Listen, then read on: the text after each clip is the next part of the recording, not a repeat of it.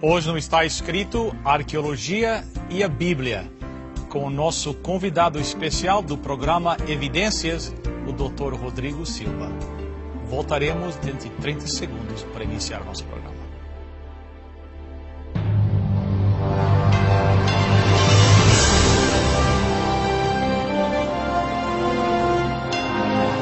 Venceu a prova do tempo. O livro de Deus, a Bíblia. Ainda relevante neste mundo complexo. Está escrito Canadá, partilhando mensagens de esperança ao redor do mundo.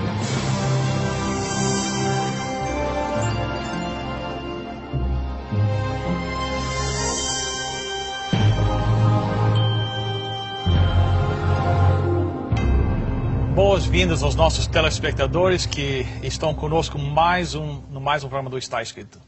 Agradecemos a sua presença e queremos agradecer também a presença do nosso amigo Dr. Rodrigo Silva. O Dr. Rodrigo Silva é o apresentador do programa Evidências no Brasil. Passa na Rede Novo Tempo, vai até a América do Sul, África. O senhor é arqueólogo e aceitou o nosso convite para estar aqui conosco e nós agradecemos muito a gentileza sua de estar aqui conosco. Eu é que agradeço a oportunidade de voltar aqui no Está Escrito e que a mensagem de Deus possa realmente atingir a todos os telespectadores em suas respectivas casas. Isso é a nossa oração também. Doutor Rodrigo, quem sabe, para o benefício daqueles que, quem sabe, estão assistindo pela primeira vez, não conhecem o senhor, uma pequena biografia de quem você é, de onde é que você veio, para que eles conheçam um pouquinho melhor, senhor. Bem, eu sou brasileiro. Sou de uma cidade do Brasil chamada Belo Horizonte, que fica no estado de Minas Gerais. E atualmente, além de apresentar o programa Evidências, eu tenho como meu principal trabalho também, sou professor da Faculdade de Teologia no UNASP, que é o Centro Universitário Adventista de São Paulo, onde eu vivo e leciono várias matérias ali, arqueologia, grego e algumas outras áreas ali. E é um prazer estar aqui. Nós temos alguns cursos na área de teologia e arqueologia também, e filosofia. E estamos aí nessa tarefa já há algumas décadas já lecionando. Que bom, muito obrigado. O senhor é casado? Sou casado, a minha esposa, de mencionar a esposa, com certeza. Ela infelizmente não pôde estar aqui conosco, o nome dela é Lislier, ela também é professora universitária no Brasil, está atualmente concluindo o seu mestrado em Psicologia da Educação na Universidade de São Paulo, lá no Brasil. E quem sabe, numa oportunidade, a gente pode vir e trazê-la aqui também para participar com todos os telespectadores. Será um prazer. Doutor Rodrigo, hoje nós vamos falar um pouquinho sobre arqueologia e quem sabe começamos com um detalhe que em outro programa nós já conversamos um pouquinho, mas vamos quem sabe começar com a pergunta: a arqueologia prova a Bíblia? Eu fico feliz, Bill, por você ter começado com essa pergunta, que algumas pessoas confundem um pouco e usam mal essa expressão. Até em livros eu encontrei: a arqueologia confirma a Bíblia, ou prova a Bíblia. Isto não procede por várias razões. Em primeiro lugar, a Bíblia é um livro que tem elementos que demandam fé. Por exemplo, eu não posso, pela ciência, pela arqueologia, por qualquer área acadêmica, provar que Deus é uma trindade. Certo. Isso demanda fé. Eu não consigo provar que Deus jamais teve um começo. Isto não é falha da crença, é falha do método científico. Como, por exemplo, eu não posso provar pelo método científico a existência da chamada matéria escura.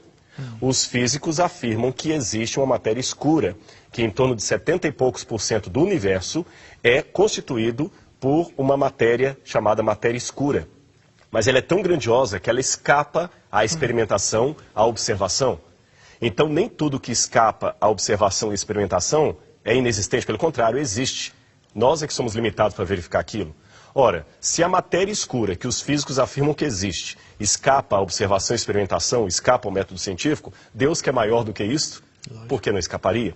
Então esse é um primeiro elemento. Eu não vou usar a arqueologia para provar a Bíblia. Segundo, Deus é a autoridade maior do universo. Uma autoridade não precisa que ninguém valide a palavra dele. Imagine um juiz tendo que provar que tomou a decisão correta. Então ele não seria juiz, ele seria réu.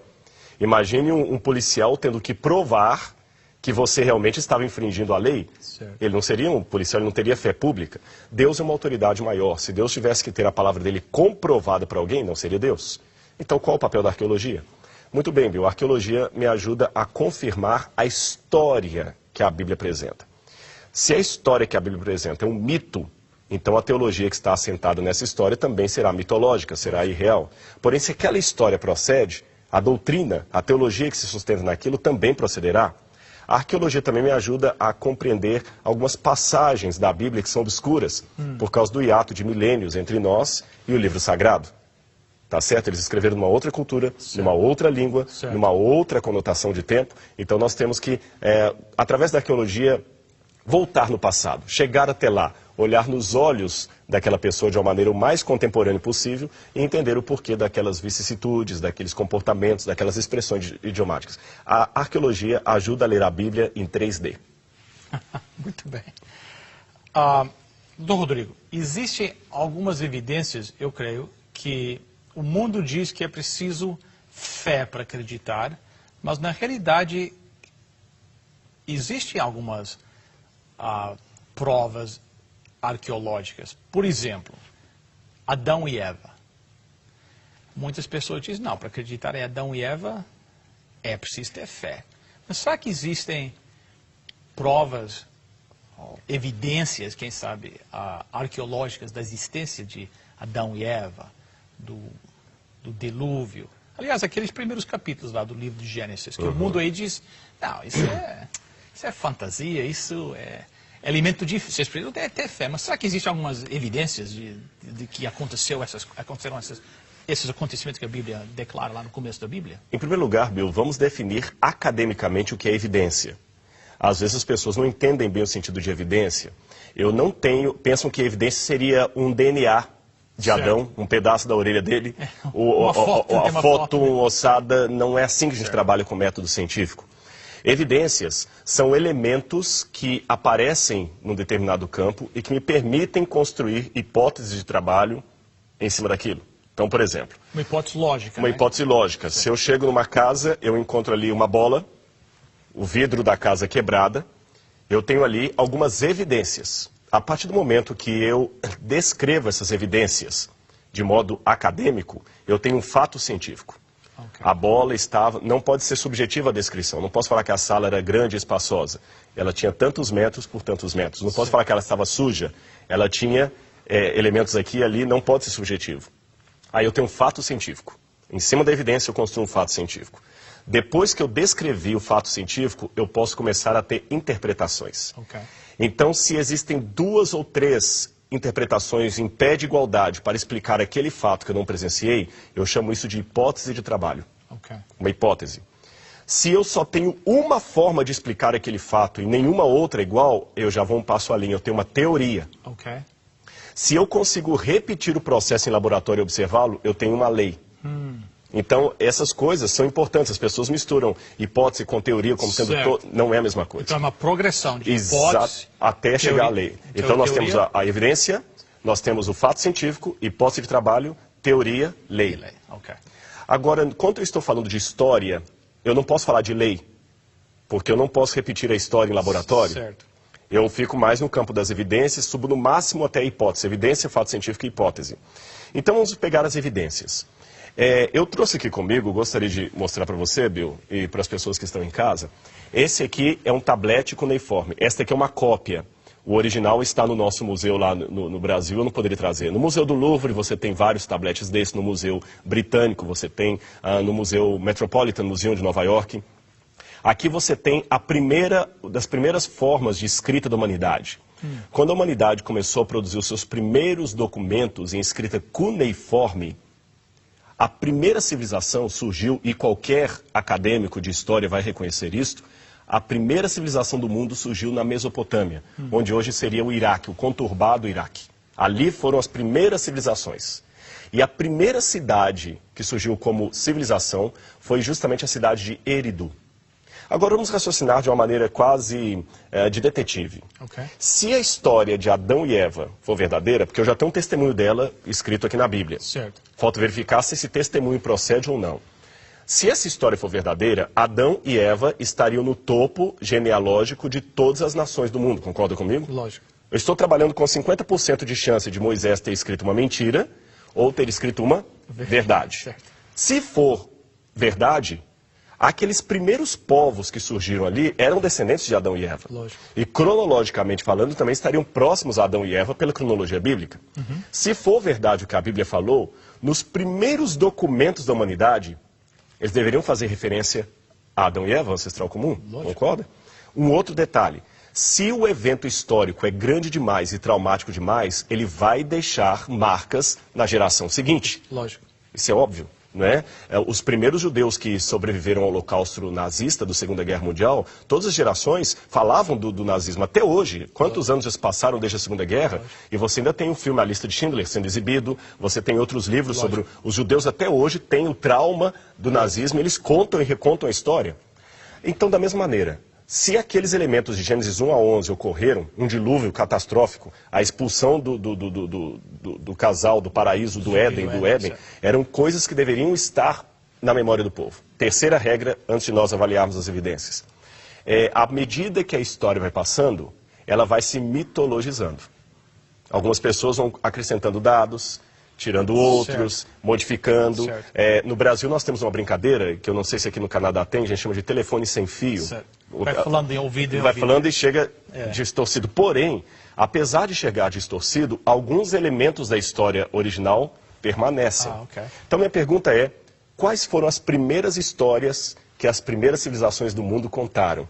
Elas remetem a Adão e Eva e é incrível. Apesar do telefone sem fio ter ocorrido, todas essas histórias contam algumas coisas fantásticas. Por exemplo, eu disse que a primeira cidade foi a cidade de Eridu. Quando escavaram tabletes em Eridu, ou Uruk, que era outra cidade próxima, a própria cidade de Ur, tabletes datados do 3º milênio a.C., as primeiras inscrições da humanidade lá dizia o seguinte: nós somos descendentes daqueles que viveram no paraíso idílico de Dilmun. Sério? Dilmun. Nós viemos daqueles que vieram de Dilmun. Dilmun, em sumeriano, significa terra do sol nascente, terra do Oriente. A Bíblia fala que o Éden foi plantado na banda do sol nascente. E mais, a região onde ficava Dilmun era chamada em sumeriano de Edenu, ou Idim. Idim, ou Edenu, mesmo para quem não sabe sumeriano, é muito próximo foneticamente da palavra hebraica Éden. E o primeiro homem que habitou, e eles construíram a cidade depois dali, a cidade de Eridu, que eles falavam que eram descendentes desses. Esse primeiro homem que habitou ali chamava-se de Adapa. Adapa. Noutros tabletes chamado de Admuzi. Noutros chamado de Adama, que é muito parecido com o hebraico Adam. A ideia que eu tenho é que, assim como o nome João, em português, pode virar John em inglês, Jean em francês, Johann em alemão, Yohanan em hebraico, mas você vê que pelo som é parecido, o nome Adão também estava nessas outras culturas. E mais, Adapa também foi tentado a comer uma comida permitida apenas aos deuses. Sério? Isso tudo aparece ali. Aparece. A figura de Ningizida, uma serpente. A serpente aparece, uma serpente diabólica que os leva. Há também a história dos Anunnakis, que promoveram uma rebelião no céu contra os deuses. E esses Anunnakis eram em número de 900. 300 Anunnakis ficaram rebeldes, 600 ficaram fiéis. Um terço caiu. E a Bíblia fala de uma rebelião também com o texto. As semelhanças são incríveis, muito incríveis. Mesmo você pegar Lévi-Strauss, por exemplo, o falecido Lévi-Strauss, que era ateu e que não aceitava a historicidade da Bíblia, mesmo ele ficava impressionado como o núcleo da Bíblia está presente em outras culturas. E não somente ali em outros lugares, sumarizando. Eu acredito que eles traziam ainda essas histórias contadas pelos ancestrais e fizeram uma coisa. No Brasil nós temos um fenômeno que nos Estados Unidos tem, eu conheço pouco o Canadá, mas eu presumo que aqui também eu vai encontrar algo semelhante. Nós temos cidades fundadas por imigrantes. Certo. E quando eles fundam cidades, geralmente eles colocam ali o nome de alguma cidade dos seus antepassados. Nós temos no Brasil, você tem, por exemplo, nos Estados Unidos, você tem a região da New England, a Nova Inglaterra. No Brasil nós temos Nova Trento, nós temos Novo Hamburgo, nós temos rios que têm o mesmo nome de lugares da Europa por causa dos imigrantes. Acredito que aqui também. Aqui também é a mesma coisa. Eles colocaram o nome dos dois rios ali de Tigre e Eufrates. que era justamente o nome de 2 rios dos 4 que haviam no Jardim do Éden. A cidade de Eridu, alguns presumem também que teria alguma ligação etimológica com a raiz da palavra Edin, Éden, que significaria planura. Então existem muitas semelhanças, são incríveis. E isso aparece em vários tabletes, né? e, Não é só um, né? E outra curiosidade, quando antropólogos de antropologia, especialistas em antropologia social, foram estudar culturas fora do Oriente Médio, fora ali da Mesopotâmia, e encontraram traços também entre os hindus, os indianos, os chineses, os africanos, encontraram até nos índios americanos. Pelo menos uns 5 ou 6 elementos centrais aparecem em todos os mitos que tem ao redor do mundo. Agora eu estou falando dos 5 continentes. Eles falam de um casal feito do barro, que foi expulso de um paraíso idílico. Eles falam de um dilúvio que cobriu todo mundo e apenas alguns se salvaram. Eles falam da construção de uma torre que confundiu a língua das pessoas. Eles falam de um fratricídio original, um irmão matando o outro originalmente, quando nós temos Caim e Abel. Esses elementos, e eles falam também de um fruto proibido, esses elementos estão presentes em várias centenas de culturas espalhadas ao redor do mundo.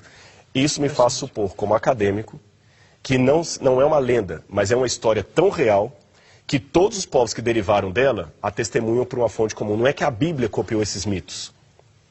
É que a Bíblia e esses mitos reportam a um único fato histórico. Só que a Bíblia, evidentemente, mantendo a tradição e aqueles deturpando. Alguém pode perguntar como é que eu sei que a Bíblia está mantendo e a Bíblia não é mais uma deturpação? Se me permite rapidamente, não tomar muito tempo, Bill. Existem muitas diferenças entre a Bíblia e esses mitos. Em primeiro lugar, agora eu vou falar das diferenças. Eu falei das semelhanças. Certo. Mas, antigamente, os críticos diziam que a Bíblia inventou essa história. Certo. Agora que essas coisas foram descobertas, os críticos dizem a Bíblia plagiou estas... Eles criaram a Bíblia, porque a Bíblia veio depois. Certo. Mas eu tenho provas de que a Bíblia não plagiou. E agora eu queria falar das diferenças que colocam a Bíblia como superior. Em primeiro lugar, todos esses mitos são baseados no politeísmo, na adoração a vários deuses. A Bíblia fala apenas do monoteísmo. Se a Bíblia tivesse plagiado esses mitos, ela deveria ter também uma raiz politeísta. Exato. Segundo, todos os mitos, inclusive agora falando de mitos mais recentes, como da Grécia, por exemplo, todos eles colocam uma coisa interessante. Colocam que os deuses nasceram depois do universo. O universo ou forças caóticas existiam antes dos deuses. E dessas forças caóticas que nasceram os deuses e o universo. Então, o que colocam? O universo teve essas forças caóticas, seria o universo, melhor dizendo, seriam eternas.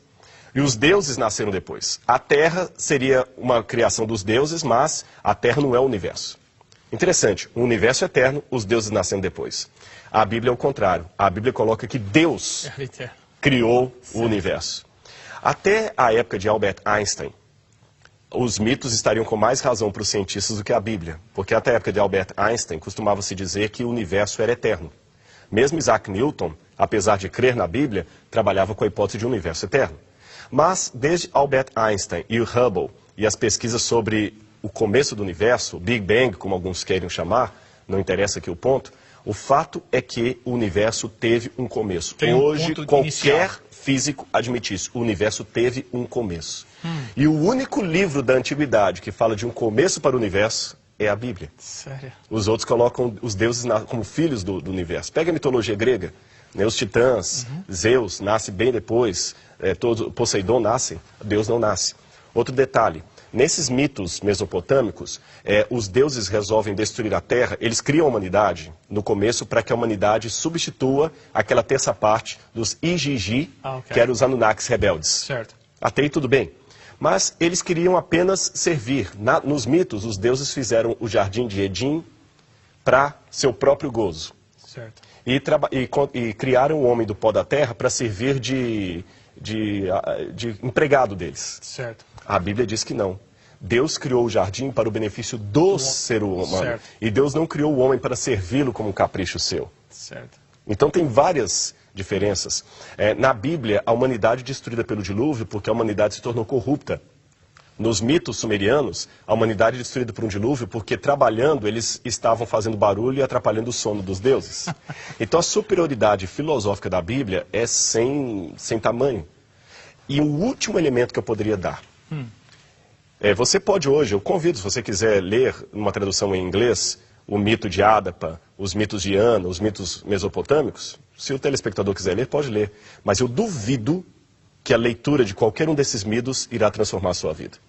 Mostre para mim uma pessoa que deixou as drogas por ter lido o épico do Gilgamesh, que é o mito sumeriano.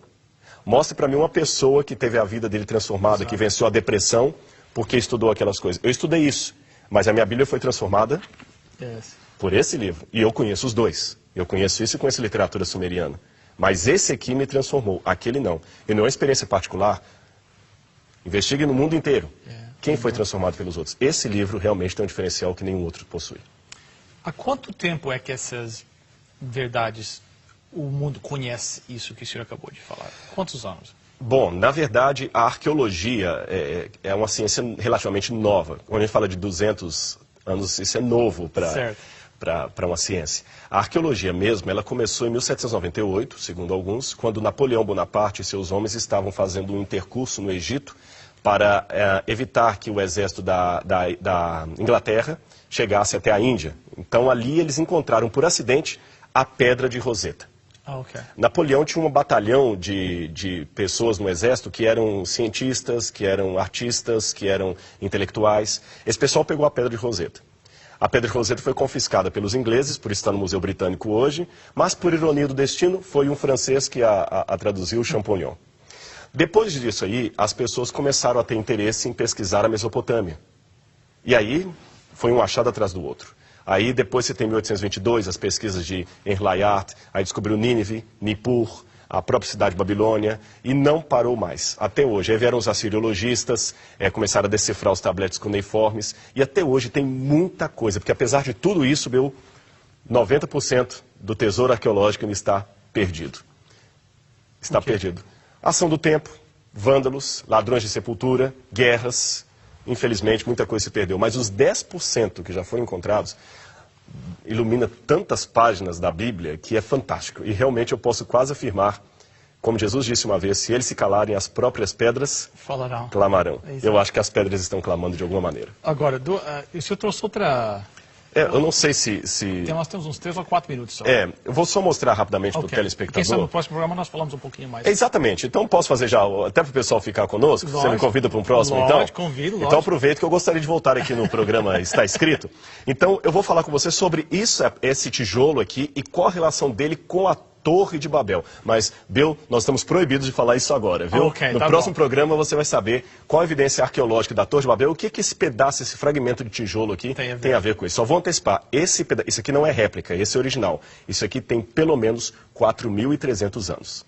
Aguarde. 4.300 anos. 4.300 anos, mas no próximo programa Está Escrito, nós vamos falar sobre ele. Por que essas informações não saem para o mundo assim? Por que a maioria dos cristãos, eu creio que a maioria dos cristãos não conhecem isso? O senhor falou dessas evidências, desses relatos em várias culturas. Por que essas informações não saem para fora? Nós temos algumas razões para isso. Em primeiro lugar, você lembra que a verdade sempre teve dificuldade de despontar ao longo da história. Os alemães demoraram até depois da Segunda Guerra Mundial para descobrirem o que Hitler estava fazendo nos campos de concentração. Se você chegasse em Berlim, na época, no auge de Auschwitz e Treblinka e Sobibor, e perguntasse a qualquer alemão, nunca, Hitler jamais faria isso. Eles não sabiam, mesmo os americanos não sabiam o que estava acontecendo quando foram estourar os campos. A verdade sempre é difícil de explorar. Sempre até oculta. As pessoas parecem não querer falar sobre ela incomoda. Da parte dos cristãos existe às vezes o problema da preguiça mental. Algumas pessoas se contentam com pouco, né? Eu acho que, mas de qualquer maneira, mesmo que a verdade tenha dificuldade de despontar, ela desponta. A história testemunha disso. E para mim a verdade não é apenas um assentamento intelectual, um assentimento intelectual. A verdade é uma pessoa, Jesus Cristo, e ela vai despontar. Só que é um problema, viu? A verdade, quando não converte, endurece. Esse é o ponto. Então, o sol derrete a cera e, ao mesmo tempo, endurece o barro. Certo. Como a verdade vai atuar em sua vida é uma coisa que só você em casa pode responder. Muito bem. E se você não conhece a esse Jesus Cristo, quem sabe agora seria um bom momento para entregar a sua vida a Ele. Vamos orar. Nosso Deus e nosso Pai, nós te agradecemos pela tua bondade e misericórdia, te agradecemos pelo Dr. Rodrigo e o conhecimento que ele tem, e o trabalho que ele faz, querido Pai, em proclamar a verdade tua. Mas, Pai, nesta hora nós suplicamos por aqueles que estão nos assistindo, especialmente por aqueles que até agora ainda não se entregaram por completo a Jesus Cristo. Pai, que eles possam se entregar agora, sabendo que tu os recebes como um Pai amoroso, que eles possam sentir em sua vida o milagre de uma transformação através do poder do teu Santo Espírito. Esteja com cada telespectador. Nós te suplicamos em nome e por amor de Jesus. Amém. Amém, Senhor.